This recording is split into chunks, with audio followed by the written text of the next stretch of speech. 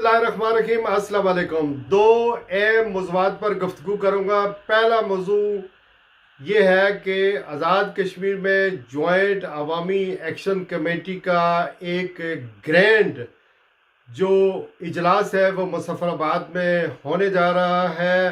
30 मई की तारीख मिली है। इसकी क्या तफसीलात हैं, इस पर गुफ्तगू करेंगे।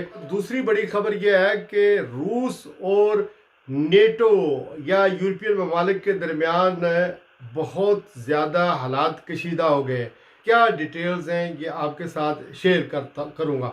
सबसे पहले आते हैं जो जॉइंट अवामी एक्शन कमेटी आज़ाद कश्मीर की, उसको मुज़फ़्फ़राबाद उनका इजलास होने वाला है।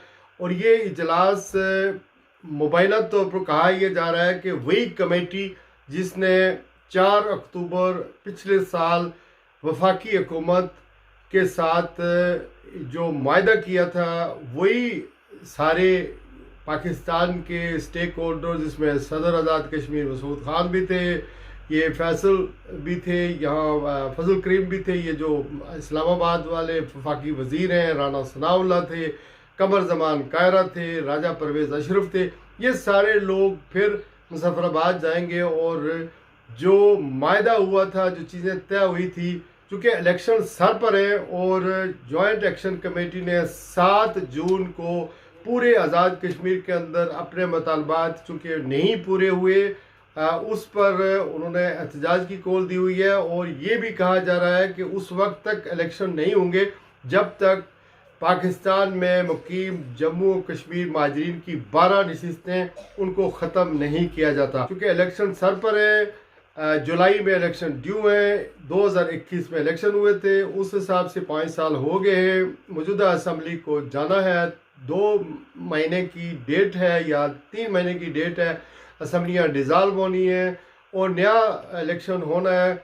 जो इलेक्शन कमिश्नर है मुस्तफ़ा मुग़ल साहब, उन्होंने इसका शेड्यूल जारी करना है, लेकिन ताहाल इलेक्शन की डेट अनाउंस नहीं हो रही है। चूँकि जॉइंट अवामी एक्शन कमेटी ने थ्रेट दी हुई है कि जब तक वो 12 सीटें पाकिस्तान के अंदर जम्मू कश्मीर मुकीम महाजरीन की ख़त्म नहीं होंगी या उस पर कोई पेश रफ्त नहीं होगी, उस वक्त तक इलेक्शन आज़ाद कश्मीर में नहीं होंगे। तो जॉइंट अवामी एक्शन कमेटी के अहदेदारान जो 32-33 हैं, वो सबको वहाँ पहुँचने के लिए कहा गया है और जिन जिन लोगों ने नेगोशिएशन की थी वो भी होंगे और बाकी जितने हैं उनका अपना भी एक इजलास होगा।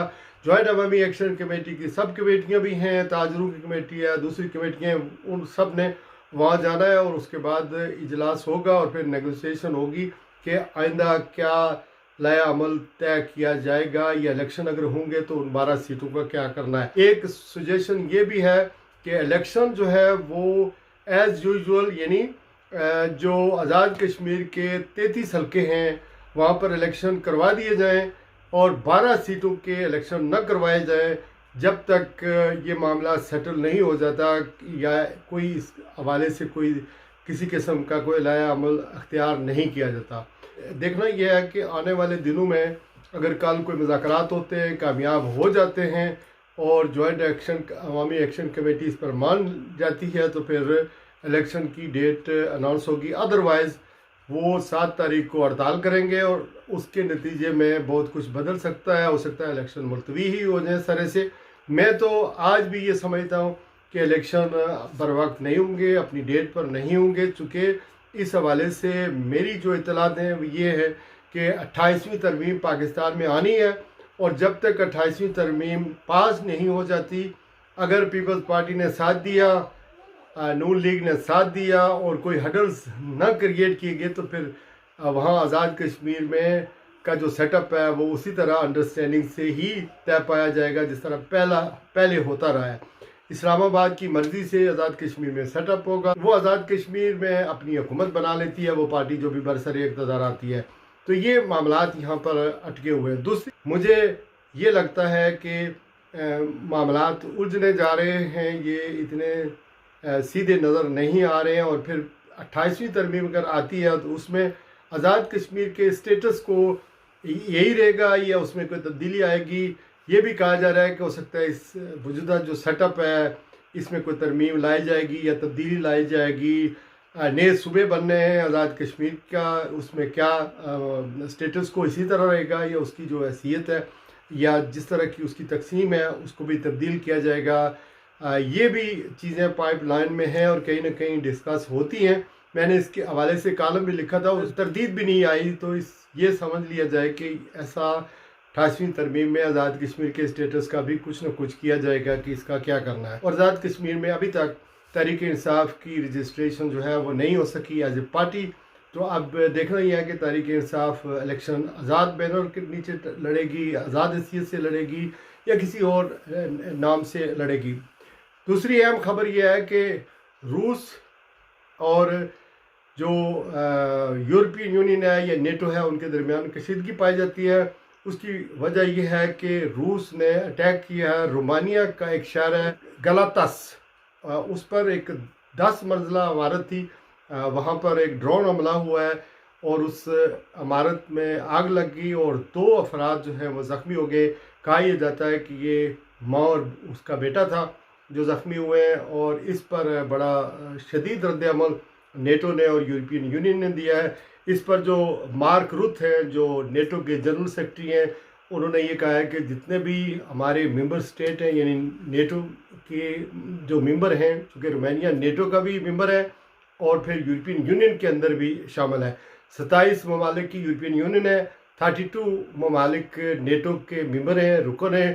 तो उनका ये कहना था कि हम एक एक इंच को दफा करने का हक महफूज रखते हैं। अगर नेटो की ओवरऑल यानी फ़ौज की बात करें तो तकरीबन 36 से 37 लाख नेटो की फ़ौज है, जो दुनिया की सबसे बड़ी ताकतवर और बड़ी फ़ौज कही जाती है कि ये है। और ये किसी भी मुल्क के ख़िलाफ़ इस्तेमाल हो सकती है। अगर रशिया के साथ जंग होती है तो रशिया की फ़ौज 13 से 14 लाख के करीब बताई जाती है, जबकि नेटो की 36 से 37 लाख बताई जाती है। 1949 में नेटो कायम की गई थी और इसका मकसद ये था कि एक मुल्क पर हमला सारे मुल्कों पर हमला तस्वर किया जाएगा। 27 ममालिक है जो यूरोपियन यूनियन में है, लेकिन नेटो में अमेरिका भी शामिल है। डोनाल्ड ट्रंप के आने के बाद उन्होंने कहा था कि हम इसमें से निकल जाएंगे, लेकिन ताहाल कोई बाकायदा तौर पर नेटो से वो निकले नहीं हैं। दूसरी जानब कोई किसी किस्म का जो रोमानिया के सदर है उन्होंने इस पर एहतजाज किया है, इसकी भरपूर मज़म्मत की है और रूस के सफ़ीर को बुलाकर एक एहतजाज भी उनसे किया गया है। लेकिन रूस ने ताल कोई ना वजाहत दी और ना ही माफ़ी मांगी कि ये ड्रोन हमला कैसे उन्होंने इस मुल्क के ऊपर किया। अलबत्ता जो सलामती कौंसल के नायब सरबराह है रूसी, उनका नाम है डेमेथी माडेवियो, उन्होंने ख़बरदार किया कि यूरोपियन यूनियन ऐसे ड्रोन हमलों के लिए मज़ीद भी तैयार रहे कि ऐसे हमले उनके ऊपर हो सकते हैं। तो इस हवाले से मेरे ख्याल में बहुत ज़्यादा यहाँ यूरोपियन यूनियन में एक पैनिक पाया जाता है कि रशिया का ये पहला ड्रोन हमला नहीं है। इससे पहले भी कई दफ़ा जो यूक्रेन के ऊपर मारे जाते थे, यानी जो ड्रोन यानी दागे जाते थे, वो कई दफ़ा दूसरे ममालिक के ऊपर भी आकर गिरे। तो ये भी ड्रोन का हमला शायद रोमानिया पर ना मारा गया हो या ना दागा गया हो, ये यूक्रेन की तरफ आया हो और यूक्रेन से रोमानिया की तरफ आ गया हो। तो ये एक एस्पेक्ट किया जाना चाहिए। लेकिन जो यूरोप है या नेटो है वो रशिया के साथ कन्फ्रंट करने के लिए या जंग करने से इजतनाब बरत रहा है।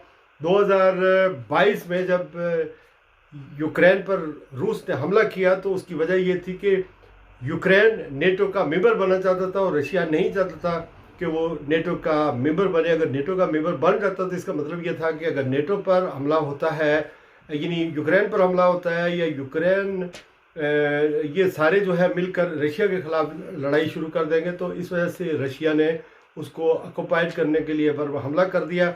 अगरचे रशिया के पास कहा जाता है कि 300-400 एटम बम हैं, बड़ी फौजी क़ुव्वत है, एनर्जी तेल के बड़े वसाइल हैं, बड़ी फ़ौज है, लेकिन 4 साल से वो यूक्रेन को फतह नहीं कर सका। उसकी वजह यह है कि जो नेटो है या यूरोपियन यूनियन है, ये डायरेक्ट बराह रास्त तो नहीं लड़ रहे, लेकिन इनडायरेक्ट जो है उसकी मदद कर रहे हैं, फ़ौजी भी मदद कर रहे हैं और माली भी मदद कर रहे हैं। इस वजह से जो यूक्रेन है वो इस वक्त तक डटा हुआ है अगेंस्ट रशिया। अलबत्ता ये बात भी अपनी जगह दुरुस्त है कि उसने काफ़ी जो इलाके हैं यूक्रेन के वो ऑक्यूपाइड कर लिए हैं या अपने कब्ज़े में ले लिए हैं। तो आज के लिए बस इतना ही। अपना ख्याल रखिएगा। अगर आपने मेरा ये चैनल सब्सक्राइब नहीं किया तो सब्सक्राइब कर दें, दोस्तों के साथ शेयर भी करें, ताकि हमारा ये नेटवर्क या ताल्लुक़ जो है वो आपस में बना रहे। अपना बहुत सारा ख्याल रखें। अल्लाह हाफिज़। अस्सलाम वालेकुम।